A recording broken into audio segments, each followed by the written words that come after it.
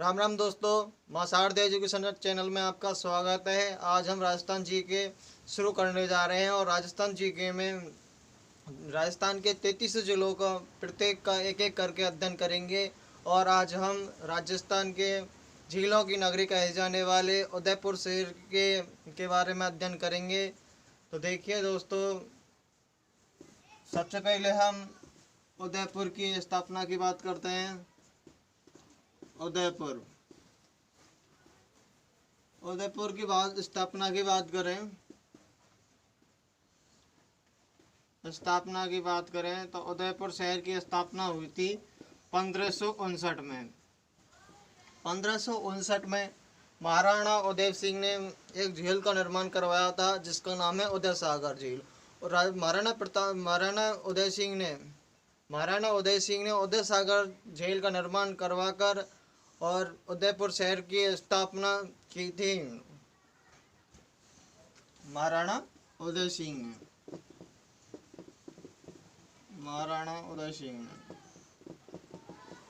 उदयपुर की स्थापना की थी। कब की थी दोस्तों? 1559 में।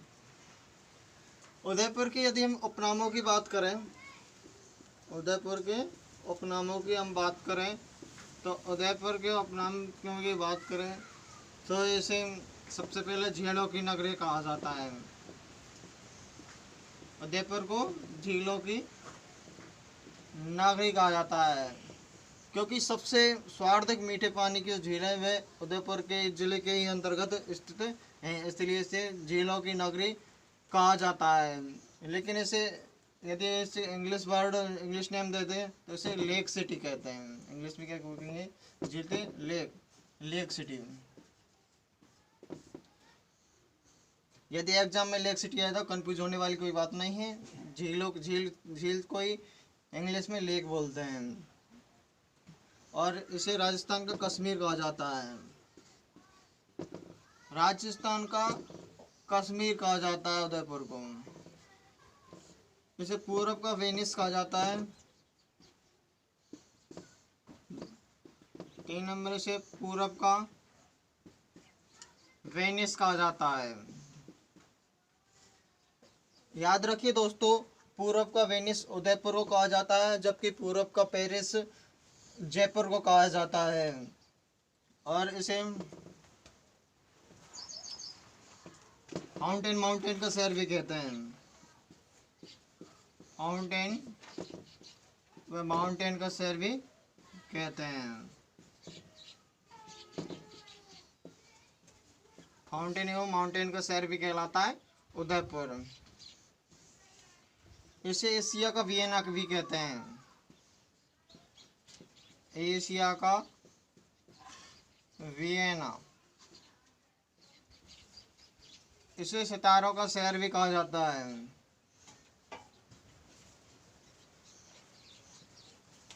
इसे सितारों का शहर भी कहा जाता है। देखिए, फिर से एक बार बात करें उदयपुर शहर की स्थापना की बात करें तो उदयपुर की स्थापना 1559 में महाराणा उदय सिंह के द्वारा की गई थी।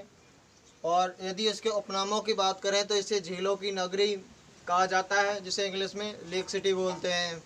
और इसे सैलानियों का स्वर्ग भी कहा जाता है। लिखा भी नहीं मैंने। सैलानियों का स्वर्ग भी उदयपुर को कहा जाता है। सैलानियों का स्वर्ग। राजस्थान का कश्मीर भी उदयपुर शहर को कहा जाता है। पूरब का वेनिस उदयपुर को कहा जाता है जबकि पूरब का पेरिस जयपुर को कहा जाता है। माउंटेन का शहर भी उदयपुर को कहा जाता है। एशिया का वियना भी उदयपुर को कहा जाता है। सितारों का शहर उदयपुर कहा जाता है। सैलानियों का स्वर्ग भी उदयपुर को कहा जाता है। इस प्रकार हम उदयपुर के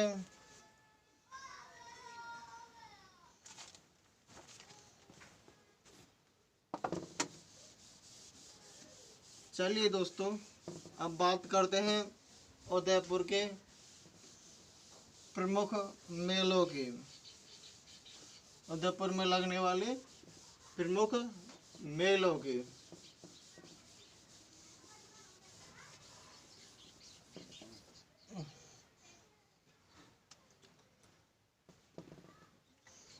अब बात करें प्रमुख मेले। प्रमुख मेले बात करें तो सबसे महत्वपूर्ण जो मेला आता है वह है ऋषभदेव का मेला। ऋषभदेव मेला, इसे काला बाबजी का मेला कहा जाता है। काला बाबजी का मेला भी कहा जाता है। इसे केसरियानाथ मंदिर भी कहा जाता है। केसरियानाथ मंदिर भी कहा जाता है। यदि हम दोस्तों बात करें ऋषभदेव मेला की, तो ऋषभदेव मेला को काला बाबजी का मेला भी कहा जाता है और इसे केसरीनाथ मंदिर भी कहा जाता है। यह लगता कहाँ है दोस्तों? ये लगता है धूलेव गांव, धूलेव गांव उदयपुर में। धूलेव गांव उदयपुर में लगता है। यदि हम धूलेव गांव की बात करें तो यह कोयल नदी के किनारे है।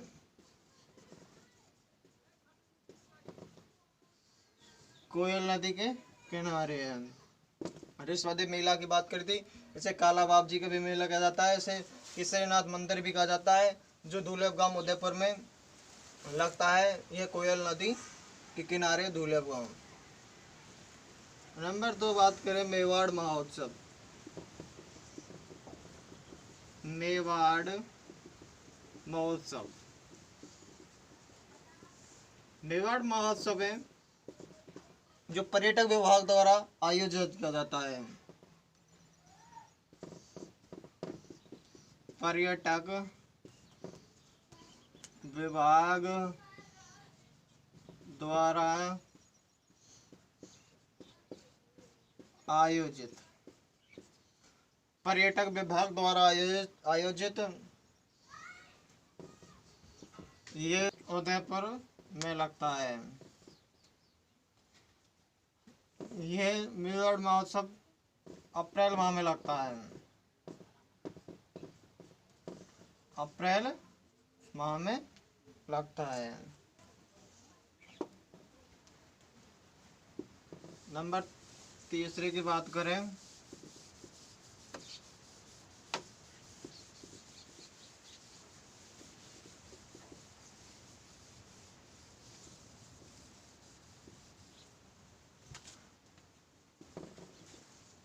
महाराणा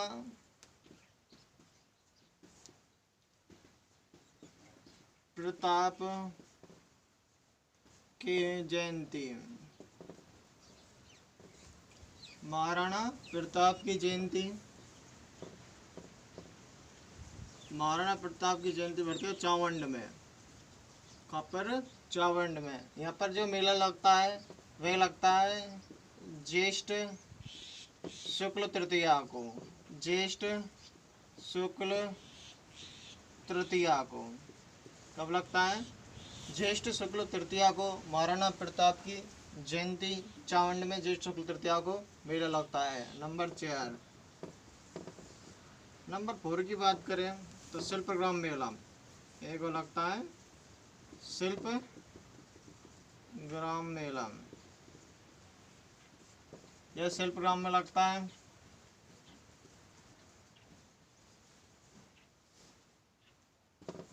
इक्कीस दिसंबर से 31 दिसंबर तक ये मेला 21 दिसंबर से 31 दिसंबर तक शिल्पग्राम में लगता है। शिल्पग्राम मेला महाराणा प्रताप की जयंती चावंड में ज्येष्ठ शुक्ल तृतीया को। इस दिन महाराणा प्रताप का जन्म हुआ था। अब मेले पूरे होते हैं उदयपुर के। अब प्रमुख झीलों की बात करें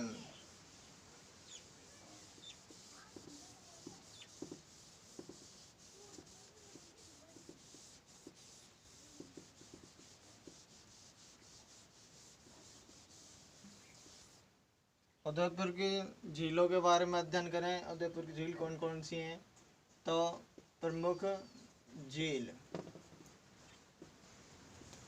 सबसे पहले पिछोला झील की बात करें। पिछोला झील पिछोला झील की बात करें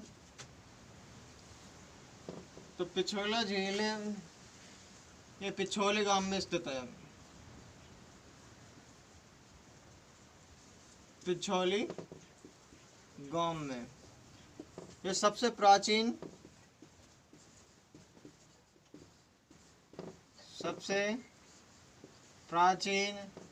व सबसे सुंदर झील है। पिछोला झील की बात करें तो यह सबसे प्राचीन व सबसे सुंदर झील है।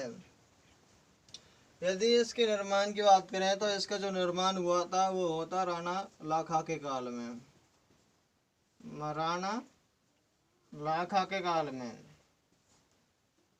राणा लाखा के काल में निर्माण हुआ था किसका? पिछोला झील का।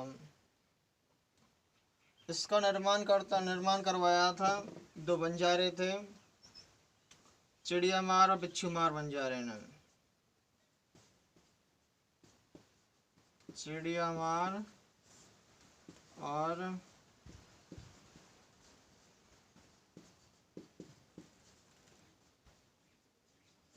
बिच्छू मार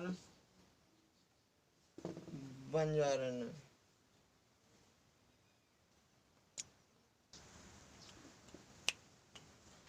इसका निर्माता है चिड़िया मार और बिच्छू मार बंजारे ने। इनने अपने बैलों की स्मृति में इस झील का निर्माण करवाया था। बैलों की स्मृति में किसका निर्माण करवाया था? पिछोला झील का निर्माण करवाया था। यदि हम पिछोला झील की बात करें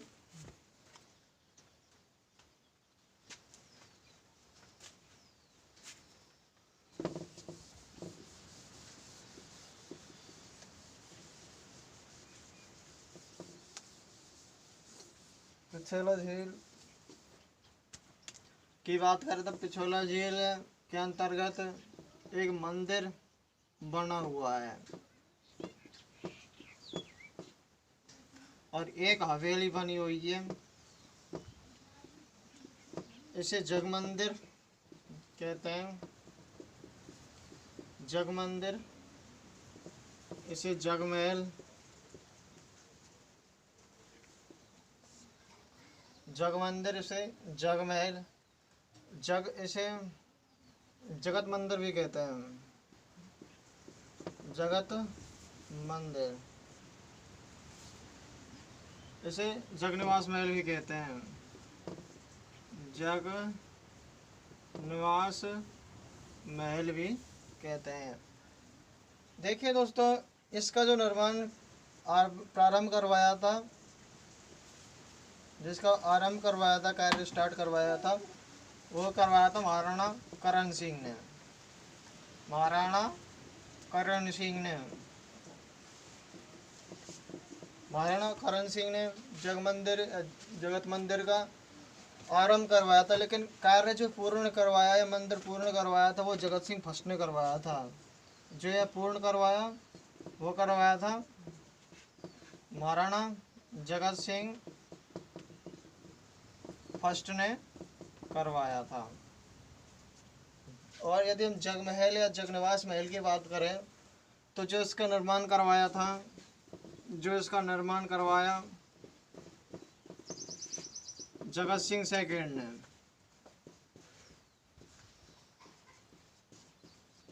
जगत सिंह सेकंड ने इसका जगनिवास महल का निर्माण करवाया था। इसके किनारे एक चबूतरा बना हुआ है जिसे नटनी का चबूतरा कहते हैं। जिसे नटनी का चबूतरा कहा जाता है। पिछोला झील के किनारे एक चबूतरा बना हुआ है जिसे नटनी का चबूतरा कहा जाता है।